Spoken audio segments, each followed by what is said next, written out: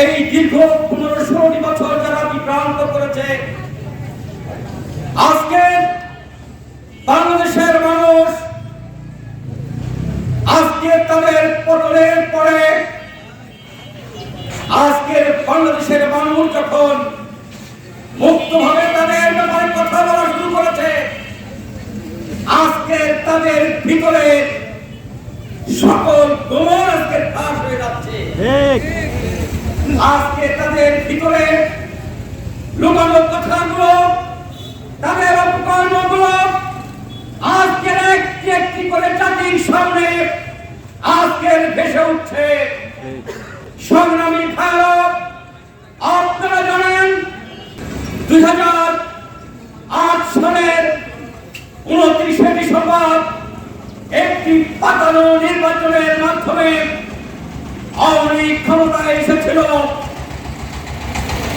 বাংলাদেশের মানুষ পাতানো নির্বাচনের মাধ্যমে ক্ষমতায় আসার পরও বাংলাদেশের মানুষ মনে করেছিল তারা দেশের মানুষের কল্যাণের জন্য কাজ করবে, সমাজে ইনসাফ প্রতিষ্ঠা করবে, বাংলাদেশের মানুষের অধিকার প্রতিষ্ঠা করবে, অন্ন বস্ত্র চিকিৎসা স্থান বাংলাদেশের মানুষের মৌলিক অধিকার নিয়ে তারা কাজ করবে।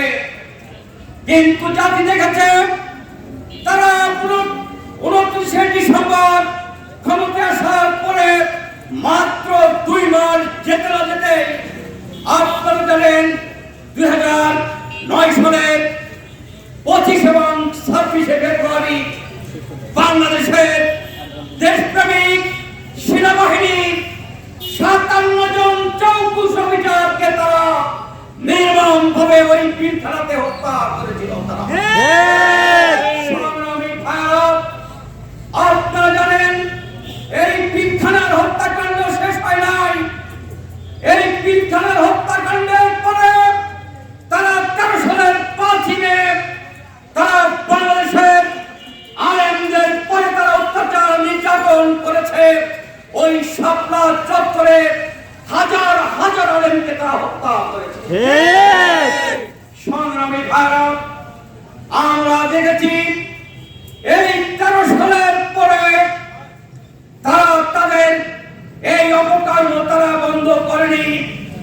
বাংলাদেশের মানুষ যেন এই সমস্ত হত্যাকাণ্ডে বিচার করতে না পারে, যার কারণে আপনারা দেখেছেন সাইবার ক্রাইমে একটি অধ্যাদেশ তারা কার্যকারী করে বাংলাদেশের সাংবাদিক সহ সাধারণ মানুষের মুখ তারা বন্ধ করে দিয়েছিল। সংগ্রামী ভারত, তারা যখন রাষ্ট্রীয় ক্ষমতায় আসে তখন বাংলাদেশের মাত্র 2 লক্ষ কোটি টাকা বৈদেশিক ঋণ ছিল। কিন্তু তারা 5ই আগস্ট যখন ক্ষমতা থেকে নেমে গেল, পালিয়ে গেল, তখন আমরা দেখলাম বাংলাদেশের বর্তমান বৈদেশিক ঋণ হচ্ছে 18,35,000 কোটি টাকা, যেখানে বাংলাদেশের 1 বছরের বাজেট হচ্ছে মাত্র 6 লক্ষ কোটি টাকা। সংগ্রামী ভারত, এখানে শেষ নয়। আপনারা লক্ষ্য করেছেন আজকে তারা বাংলাদেশের ব্যাংক লুটপাট করেছে, শেয়ার বাজার ধ্বংস করেছে, বাংলাদেশের সম্পদ তারা বিদেশে পাচার করেছে। আজকে তাদের এবং বাংলাদেশের হিসাব অনুযায়ী আজকে তারা 16 লক্ষ কোটি টাকা বিভিন্ন সময়ে বাংলাদেশ থেকে তারা বিদেশে পাচার করেছে। সংগ্রামী ভাইরা, আমরা বলতে চাই আজকে একটি একটি করে যদি তাদের অপকর্মগুলো বলা হয়, এই অপকর্ম শেষ হবে না। কিন্তু আমি বলতে চাই তারা দলীয়করণের মাত্রাটা এমন পর্যায়ে পৌঁছে দিল।